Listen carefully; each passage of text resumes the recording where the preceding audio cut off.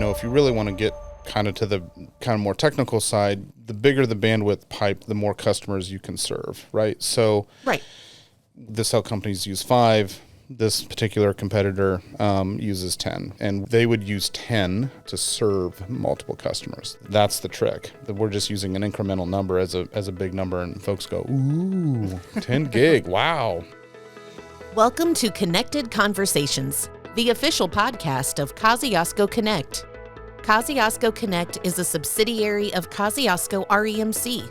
Since 2021, we have been providing lightning-fast, reliable, fiber-to-the-home internet service to rural portions of northern Indiana. On Connected Conversations, we talk about fiber internet, technology, community, and how to navigate the digital world in which we live. I'm your host, Andrea Melton.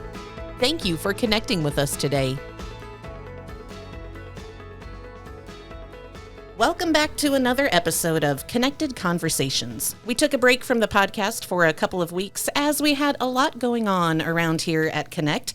Some employees attending work-related conferences and some vacations and things, but we are so glad to be back for this new episode, which we are calling Competitors' Tricks Disguised as Treats.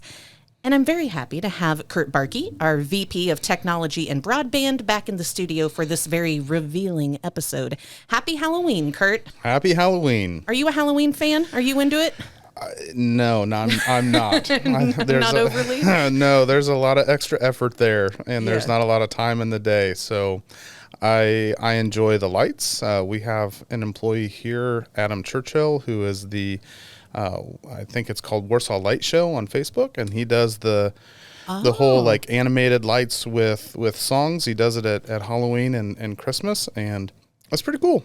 That is so cool. So Adam does that. Yes. Yeah, I'm still kind of new, so I'm learning these things as the year goes on. Yeah, Awesome. So I think you can just look up Warsaw Light Show on Facebook and go out there, and it's set to music, and the lights dance around in his yard and his neighbors' houses. It's pretty cool. Fantastic. Yeah. I'm going to be checking that out. Yeah. Well, Curt, here at Kosciusko Connect, of course, we pride ourselves on our quality, lightning-fast, fiber-to-the-home internet service that we provide. We also pride ourselves on our local customer service, our fair pricing, and our transparency with our customers. But one thing I know to be true is that here at Connect, we kind of get frustrated with false and widespread misleading claims that tend to be made by our quote-unquote big competitors. Sure. So to start our conversation about competitor tricks disguised as treats, I'm going to start with what was always my personal biggest headache when it came to the big competitor service that I had for many years before I moved here and started working at Kosciusko Connect and got our fabulous fiber internet service. And that would be hidden fees and price increases, contract length and early termination fees, and just general customer service issues. So I used to have to call our competitor every 6 months like clockwork and basically fight and scream and claw my way through the phone tree to speak to someone about why my monthly bill suddenly increased significantly without warning. And it's not like it was a $7 or $11 increase, $20, $30, or $50 all of a sudden. And there could be various reasons for that. Of course, people sign on to a contract and it expires, but sometimes it seemed just to happen for no reason. And I know that that's a common complaint. And while we can't predict the future, I would say when the time comes and we do have to increase the price of our service, I guarantee that we will not do so without letting our customers know in advance. 100%. Yeah. I mean, you're in that department, right? That handles that communication with all of our customers and our members. And we're transparent. You know what we're going to do when we're going to do it. We'll let you know. Right. And when it comes to our service, so I have some mailers here from some of our competitors. And when we talk about these contracts that people get themselves into and what the actual details are about the pricing in the contracts compared to what's advertised. This one, for example, internet and popular TV, $50 a month for 2 years with a 1-year contract. But then if you take the time to go to the reverse of the flyer and look at all of the additional terms and everything in small type, it tells you straight out that these other applicable charges are possible and subject to change during and after the term contract. So even if you enter into that contract, they tell you right there that they can still change those terms during the length of your contract. Nothing's a guarantee. Nope. So absolutely, I know many people have had their own experiences with poor customer service and also misleading claims in advertising and in contract terms. When it comes to more technical elements of your internet service, that's where I think you will be very helpful to me in providing some examples about these tricks that are disguised as treats. Sure. And I found a really interesting article. It's on a website called thestreet.com, which is a technology and digital related information. And so the headline on this article is about a big competitor, one of the big ones, and that it's an internet service designed to mislead customers. And this article was written by Daniel Klein. So I'm quoting this article here. This is nothing that is from my mouth, but I appreciated this description. It starts off, imagine if you order a product, it's called the Bacon Triple Mega Burger from a fast food chain restaurant, and they bring you your sandwich, and it's a single patty and like one little wimpy slice of bacon. So there's nothing triple or mega about it. And like any customer who ordered that would be pretty mad, right? They would not be happy with that sandwich. And that's because people understand all the words in that non-existent cheeseburger's name: bacon, triple, mega.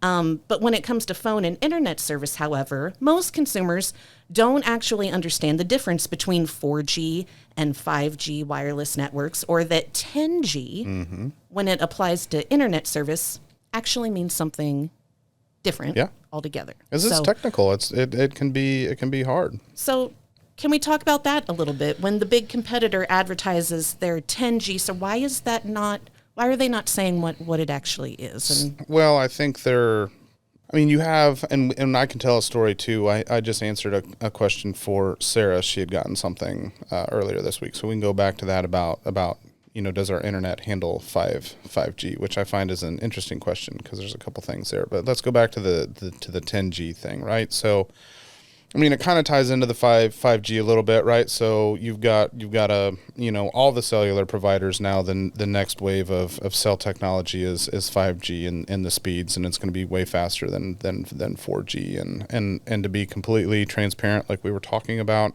cellular technology is not my area of expertise, but basically, the bigger that number is, the faster that you're going to get that data downloaded to your device, right? And so I think in this particular instance where you have a competitor saying, we offer 10G service, I think that's what they're doing, right? They're correlating that 5G to 10G because clearly 10 is bigger than 5. And you know what, to be honest, we can serve 10G to our customers if we wanted to. However, it's not affordable to the residential consumer, nor does the residential consumer really need that much bandwidth yet today, right? In the future, they may with things like AI and machine learning and some of this other stuff. But today, 1 to 2 gig home services, which is gigabits per second, is perfectly fine and will do everything that you need it to do. So I guess another way to talk about this is we're a lot bigger than 10 gig, but we would use a 10 gig connection to serve multiple customers, right? And so, if you really want to get kind of to the kind of more technical side, the bigger the bandwidth pipe, the more customers you can serve, right? So the cell companies use 5. This particular competitor uses 10, and they would use 10 to serve multiple customers. That's the trick. That we're just using an incremental number as a big number, and folks go, ooh, 10 gig, wow. Right, when really it is not a reflection of the speed. Correct. Or the power. Correct. Not related at all. Yeah, because 10. If you wanted 10 gig at your house, you're going to pay thousands of dollars a month for something like that, right? And that's just not feasible for the normal homeowner. You wanted to show me a commercial that you saw just over the weekend that has to do with this very same topic that we are discussing. So we're going to look at it now. It says 10G whole home Wi-Fi. Right. And you see the router, and then there's these like light waves that are spreading throughout the house and property. And I think there's also like a club beat in the background, like I'm ready to go to the dance club. And then it says again in neon lights, 10G, whole home Wi-Fi. Yeah. Pretty impressive, huh? Yeah, it seems like something I want, Yeah. right? Yeah, absolutely. And, this is, when we're talking about this topic about, tricks or treats. And when I saw this and you told me that this was the topic that we were going to be discussing today, like this is perfect for that, right? Because there is truth in what they say, but there is also not truth in what they say. And to get a little technical, but not too terribly technical. When I first saw that, I was like, okay, so this particular company says that you can have 10 gig whole home Wi-Fi. What does that actually mean? And I think for the regular consumer, they're gonna look at that and they're gonna say, well, I can have 10 gig speeds throughout my home. And absolutely. That is what that commercial indicates to me. Right. Like 10 gigs Wi-Fi in my home. Yep. And it's when you have to dig deeper on these things, right? And you have to kind of know what you're talking about, and they're relying on the fact that either A, you're not going to dig deeper, or the average consumer is not going to understand what it is that they're talking about in their ad. And so what it really means is on the back of that device that they are selling is a WAN port. WAN stands for wide area network, and that's what any service provider connects into to give you that connected service inside your home, whether that's through your network with cabling or through Wi-Fi. And so that's where that 10G comes from. In this particular instance, is that device can consume 10 gigs worth of internet service or bandwidth, which here again we talked about earlier. Like most people aren't gonna either need 10 gig, like residential customers aren't gonna need that, right? Right. And so that's the issue, right? So they're saying 10 gig, which is true, but it's not 10 gig Wi-Fi in the home, right? So the device can consume that, but it's not necessarily propagating that out on the Wi-Fi. It is a Wi-Fi 7 device. It is the latest and greatest that is available out there. But with all Wi-Fi and even with our devices, you need to make sure that your devices are compatible with Wi-Fi 7, Wi-Fi 6, whatever the case may be.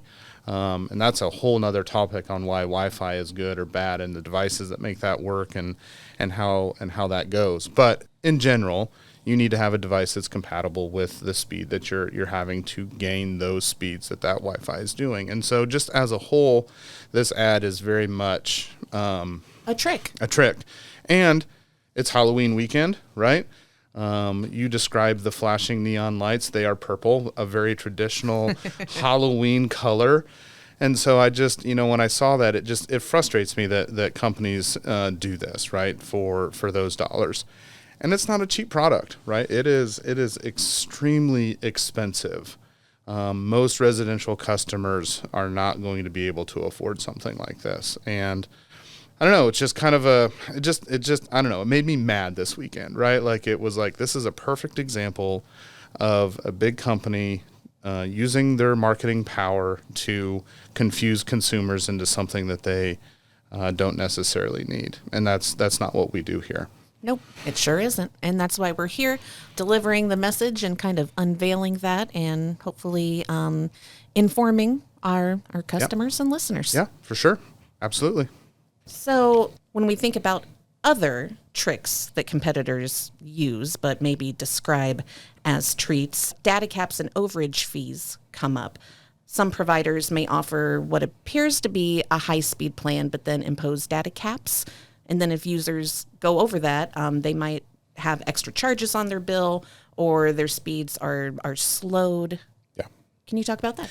Sure. So, well, first of all, we don't have any data caps for us, right? So I'm trying to think of a good simplistic way to explain this, right? So everything uses data, right? So whether that's 1 meg, 2 meg, 3 meg, up to whatever. And I think that's just a ploy to get more money from the customer, right? Because if you've designed your system appropriately, you should be able to handle what your customers want to do. And which we have, right? And that's the beauty of what fiber is compared to copper, right? There is no threshold there for what we do. If we tell you're going to get a gig, outside of the technology limitations, you're going to get that gig or that 500 or that 100, whatever the case may be. And so that's just another way to get some more money in their pocket to to serve you, and it's frustrating. Yes.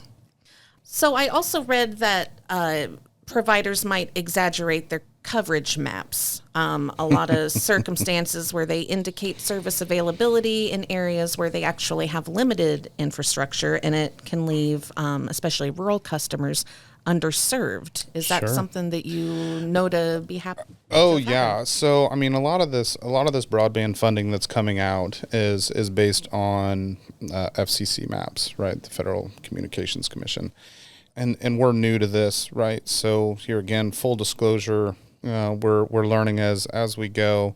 But my indication is that everything is done by a census block or a census block group. Well, if that company can provide you one customer in that block or that block group, then that whole block or block group is served with that particular speed. Ah, okay. Right. So that's the trick. And then when you call in for service, they're going to go, yeah, no, we don't have service there. And most consumers aren't going to know about the FCC block. We know about things like that because we have to report that. And I'll give them the FCC a little bit of credit. They're trying to fix that. They're trying to make it so that you're actually servicing address points within that block or block group. But that's kind of the trick there, right? And it becomes extremely frustrating, when we're going to go for funding to fund something. If you go look at Indiana or just do a Google search for FCC broadband map, you will see that it shows that the majority of the United States is covered. But we all know as broadband service providers that that's not necessarily the case. And what is that level of service that the FCC has set as a standard, right? So, so what ours is accurate. We follow the rules. We say this is what we're serving in these areas. And if it's not, then we correct it the next time that we upload that data, because that's something that we have to do on the regular with the FCC. Very good. Very informative. Good to know. All right, Curt, do you have any other examples or things you'd like to talk about when it comes to competitor tricks disguised as treats? Well, I think we've covered the big ones, right? We've talked about the 10G trick, the pricing tricks. Nobody likes to be surprised by that. And I guess kind of, we'll go back to that story that I had mentioned earlier about the 10G. And I think sometimes companies try to confuse consumers so that they can get your dollar, right? Like I saw something on Instagram last night where they were trying to make a bag of candy corn look extremely healthy for you, right? And just by changing some wording, and none of it was false, right? It was all real stuff. And I think these big folks, these big giants as they were, try to do that. And so in this particular example, we had a customer or a potential customer email in and wanted to know if our internet could handle 5G, right? Well, there's two kinds of 5G, right? There's the cellular 5G that we get on our cell phones in certain areas in the county. And then there's 5 gigahertz, which is the Wi-Fi technology on those routers. And so the question is does your internet handle 5G? And I'm not too sure how I'm supposed to answer that because, well, yeah, it does handle 5G, right? Like if you've got a phone and you've tied it into your internet at your house to make phone calls, it's not really 5G, but it's that 5G is on your phone. So yeah, sure, we can help you make those phone calls to have those connections. Or are you talking about the 5 gigahertz radio frequency that delivers Wi-Fi throughout your home with our router, right? And it's not the consumer's fault, right? They're not technology people. All they really know is, are they going to take care of us? And is the price good? And is the service going to be reliable? Right. Which we do very well, like all three of those. And So you just got to kind of, maybe educate yourself and do some research, or even, email us or call us, and we'll try to walk you through that. But in all those instances, yes, we do support 5G, but I think in the correct answer to that is, our router does do 5G. You will get those speeds on 5G, but there are some limitations. That's why you have the 2.4. We could get into a whole nother podcast on that technology side of things. But right.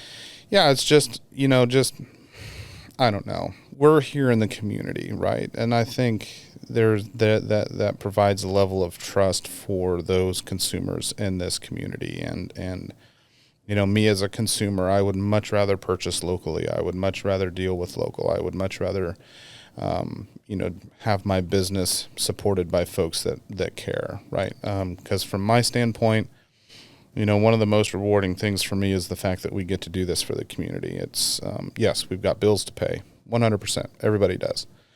But we're here to take care of you, right? And we're not going to do these tricks and these treats, and we're not going to try to, scare you into, these long-term contracts or any of this other stuff. We do what's right for the customer. We do what's right for the business, and we do that, and I feel we'll be pretty successful. I agree. I'm glad we don't do those things as an employee and as a consumer.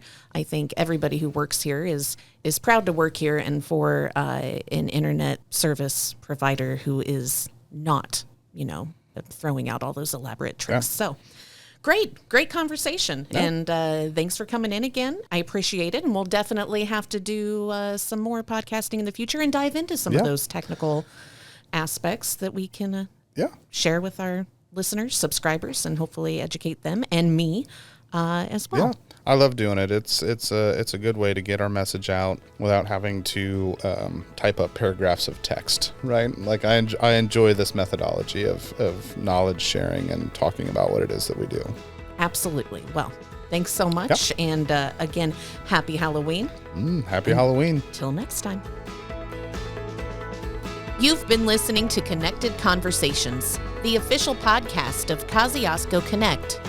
From all of us at Kosciusko Connect, thank you for connecting with us today.